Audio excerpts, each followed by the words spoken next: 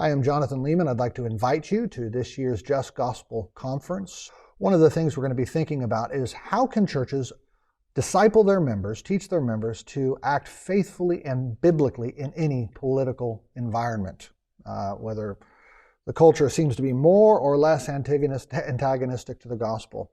Well, I think several things come to mind. Number one, I think it's to teach people, churches need to teach people what to expect in a church, that the gospel doesn't resolve all of our tensions in the here and now, but that in fact in a healthy church some measure of tension is going to remain over these issues. Think of Matthew to the tax collector and Simon the zealot. They continued, probably, to some extent have different views on Rome, but they both followed Jesus together. Second thing I think churches need to teach is what's the difference between a whole church issue that we're going to insist on you believe it by being a member, and you might say a Christian freedom issue, right? So if a church needs to be united around something, does it need to be united around your view or my view on this or that particular political issue, or is it the gospel that we're united around? And I think we're not called to be gatherings of a political party, gatherings of an ethnicity, gatherings of a nation, rather to be gatherings of people united to Jesus Christ.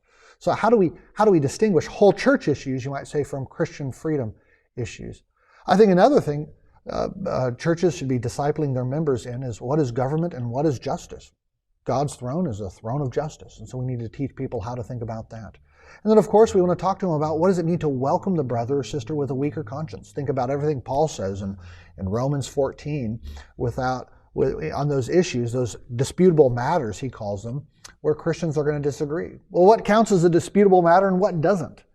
And if it is a disputable matter, how do I welcome the brother or sister who disagrees with me? And that is a crucial one in this present moment that increasingly feels divisive to people.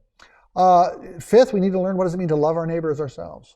And sixth, I think something churches need to be teaching their members is how to think about eternity, right?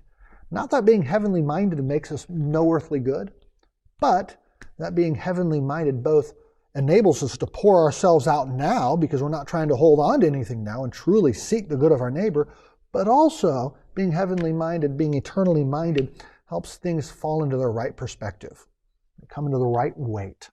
So the next presidential election is not the most important thing in the world. I think Christians need a better sense of, okay, where does this weigh in the eternal balance of things? So there's lots more we could probably talk about that churches need to be discipling their members. Those are 6 things that just occur to me, and I hope you'll join us.